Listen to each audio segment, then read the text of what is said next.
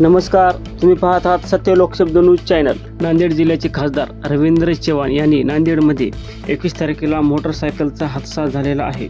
स्फोट झाला, तो हादसा काय मोठ्या घातपाताच्या हेतूने केला होता का, असा प्रश्न त्यांनी निर्माण केला आहे। या घटनेबाबत पोलीस प्रशासनाकडून आणखी कोणतेही स्टेटमेंट आलेलं नाही।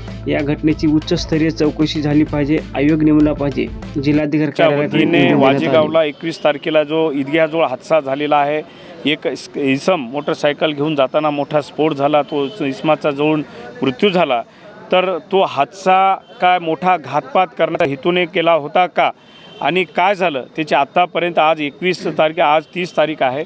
21 तारखेला ती घटना झालेली होती। आज 30 तारीख उजळली असताना सुद्धा पोलीस प्रशासनाकडून आणखी कोणतं स्टेटमेंट आलेलं नाही। त्या इसमाचा काय हेतू होता, कारण मोठ्या हजारोच्या संख्येने नमाज अदा करण्यासाठी तिथं आमचे सगळे बांधव, मुस्लिम बांधव जमा झालेले होते। कोणती घटना घडली नाही, पण याचा कदाचित मोठा हादसा जर घडला असता तर निश्चितच त्या ठिकाणी मोठी भागदौड झाली असती। बऱ्याच लोकांना त्या ठिकाणी भागदौडमध्ये दुखापत झाली असती। म्हणून आम्ही नांदेड शहर व जिल्हा काँग्रेस कमिटीच्या वतीने आज कार्यालयामध्ये जिल्हाधिकारी महोदयांना भेटलो आणि या घटनेची उच्चस्तरीय चौकशी झाली पाहिजे। उच्चस्तरीय चौकशी आयोग या ठिकाणी नेमला पाहिजे, म्हणून आम्ही आज या ठिकाणी निवेदन देऊन जिल्हाधिकारी साहेबांकडे मागणी केलेली आहे।